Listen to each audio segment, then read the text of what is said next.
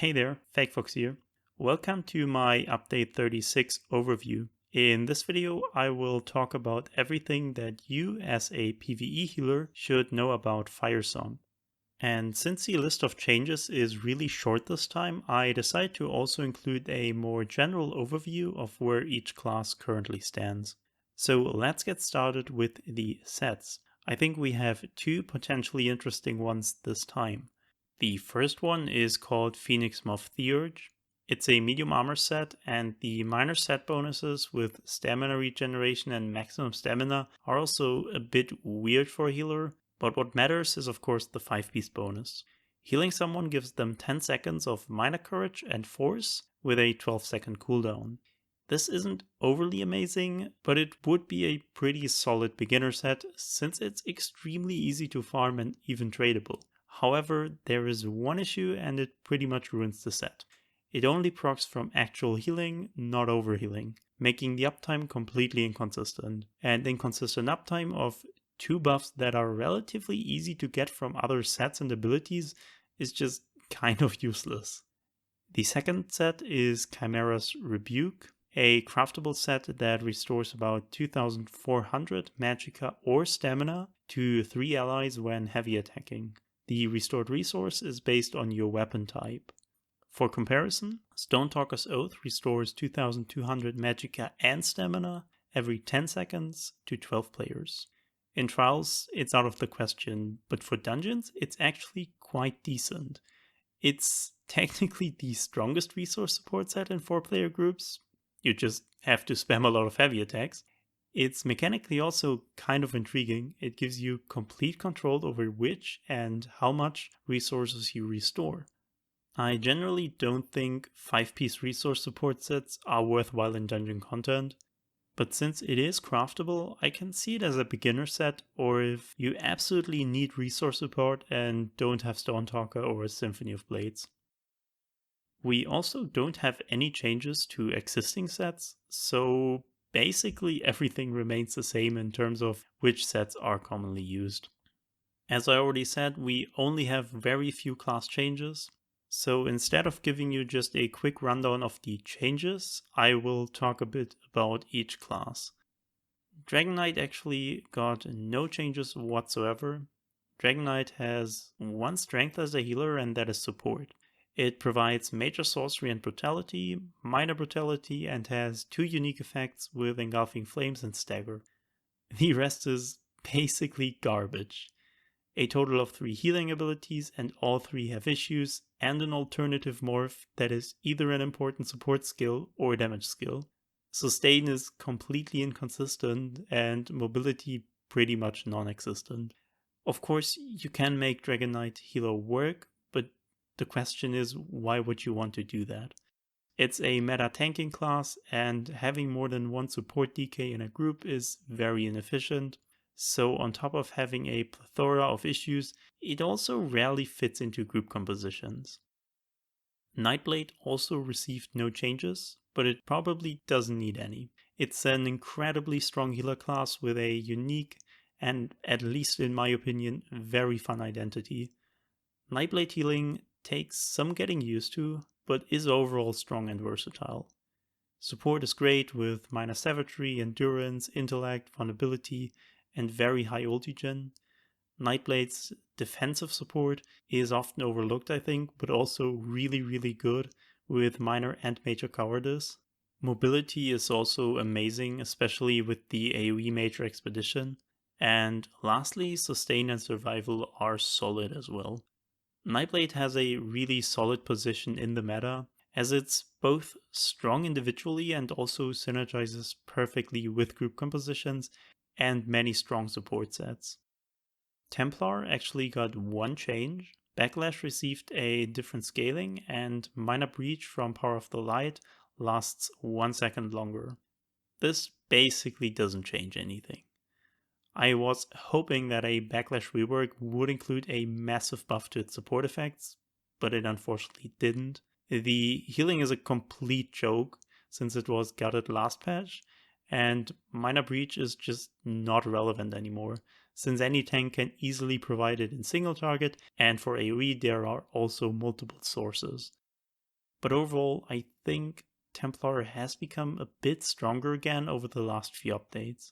Its healing always was and still is really solid. Support has become a bit better again. Being able to provide minor intellect and endurance was a significant improvement. But I think the biggest buff for Templar are actually the duration increases, as those made it easier to compensate for the lackluster class-based support in my opinion. For trials, Templar is certainly kind of suboptimal, but it is nevertheless a solid class to bring for any kind of unoptimized run. It just doesn't really do anything for group composition, as it still has effectively the same class buff as DK, and basically every group has a DK. And in dungeons, you can notice that Templar has no defensive support when that is needed, but otherwise it is doing really well. I absolutely enjoy playing Templar off healer again lately. You can really utilize all those 60-second abilities and get really good damage out of the class with stupidly simple rotations. Warden received the most changes. Advanced Species was changed from penetration to critical damage. At least from a healer perspective, that's a pretty good change, since off-healing builds usually have to sacrifice critical damage and not penetration. Budding Seed's burst heal now actually is where the AoE is and not around the caster anymore. Glacial Presence now increases the damage from the Frost status effect. That means it loses the 10% critical healing to chilled targets, but that was honestly irrelevant in PvE anyways. Otherwise, Warden gets forced even more into a frost-based playstyle. Piercing Cold scaling with a Frost Staff goes into kind of the same direction. This shouldn't cause any issues for Warden healers though. If anything, it makes brittle builds maybe a bit stronger. So Warden has been for a long time and also will remain the dominating healer class. In my opinion, it comes down to two aspects. Firstly, Warden just has no weakness. Its healing is really strong and functional, it's overloaded with support, it's the most mobile class, especially as it has really high range on basically everything. Sustain is amazingly efficient and consistent, and it can also be kind of tanky. And secondly, the combination of minor toughness and major resolve makes Warden really difficult to replace. Not having a support Warden in the group at all loses you so much defensive power, and since Warden Healer is so strong and versatile, moving the Warden to any other role also doesn't make any sense. That's mostly an issue for trials. For dungeons, it is easier to replace a Warden, but I'd still say it's the strongest class there as well, at least for full healer builds. Necromancer got no changes, in fact it's not even mentioned in the patch notes. The class is overall doing okay, I guess. Its main issue is lacking worthwhile buffs or debuffs. Empower was effectively removed from the game with update 35. Major vulnerability is of course still strong and important, but gets more and more sources, making Coloss less and less relevant. Necromancer for me feels very unrewarding to play at the moment.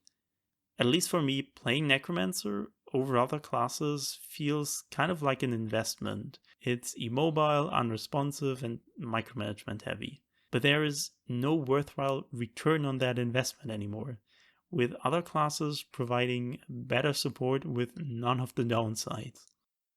And the last remaining class is Sorcerer. It's also not even mentioned. Sorcerer got some much needed buffs to its support last patch. They were not significant enough to make it a popular class, but they made Sorcerer significantly more playable. Basically, picking a Sorcerer doesn't feel like you're trolling your group anymore.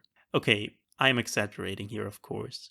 I think Sorcerer is currently really solid in dungeons, primarily because the burst damage potential with Major Berserk is insane. In trials, that's not really a factor, and you can't really let your Sorcerer healer use an Atronarch, so I feel like Sorcerer has no interesting strength there. But on the negative side, its healing mechanics absolutely suck in trials, and it also doesn't really do anything for a group composition. as Sorcerer is one of those classes that got their exclusive buff ruined by the scaling hybridization, and this is still not addressed. So Sorcerer is currently pitched against Nightblade, a really strong meta healing class, and just stands no chance. So that is it for the classes. You have to keep in mind though that a lot of a build's power also comes from gear and other skill lines, so even if one class is massively better than another, your build's total power can still be relatively similar. Now we continue with other changes. Well, there's really just one worth mentioning.